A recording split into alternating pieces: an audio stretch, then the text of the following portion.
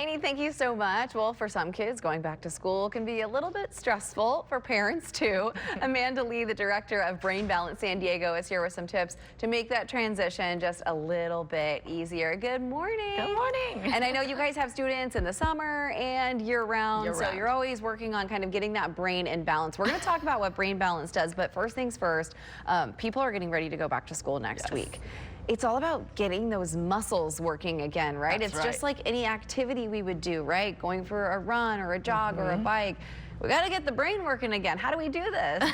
So many ways, and it depends on which way you want the brain to work. Earlier, we were talking about math and science and reading and getting those academic wirings firing again, but there's also the social wiring. There's also the movement, wake up, get your body going, and the executive functioning wirings that need to be practiced again.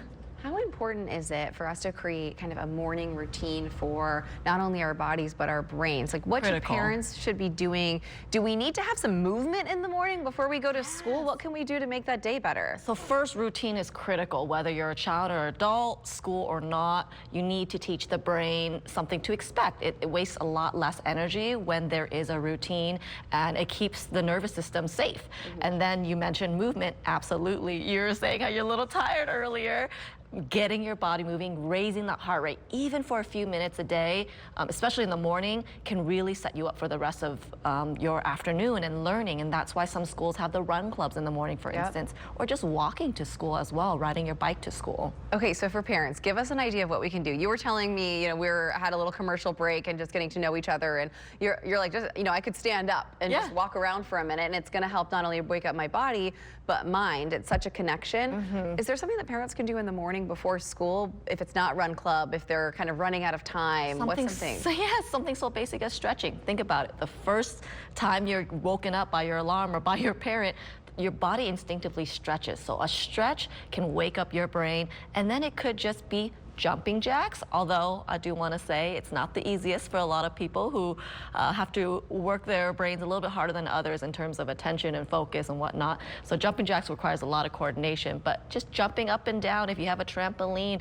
some push-ups, wall push-ups, really getting anything moving around the house is really key. Well, and I think for a lot of parents who have young boys, they're noticing that a little bit of the energy maybe exerting in the morning will even help focus and sitting still a little bit longer in the classroom. So that's right. There's been so many different studies on that, and I know that you guys are doing that at Brain Balance to kind of help people connect the brain and get that. It's a long day. How do we get kids from playing all day in the summer to then sitting in a classroom for so long? Exactly. How do we make this transition and the talks that we should be having with our kids as we go back to school?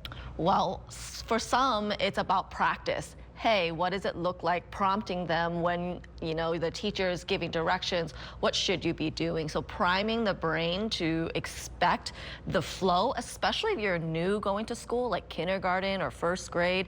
They may not even know how to open a lunch pail. So what does that structure and routine look like for them throughout the school day? When should they expect breaks? How do they self-advocate and ask for breaks as well? That's really key. And hopefully talking to the teachers ahead of time to know how to set that teacher up for success, because maybe you know some special things about your child and what they need too. It's so important to have them learn how to use their voice, right? And I have to go to the bathroom. I need help with this, and it is a skill.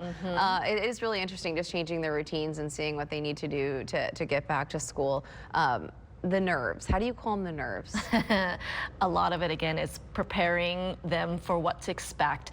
And the nerves really depends too. Getting to the root of what's happening for those nerves is key. So again, is it an issue with learning? Are they behind, or do they have a learning disability? So getting them ahead of the game, maybe getting them some pre-tutoring, or is it a social anxiety piece?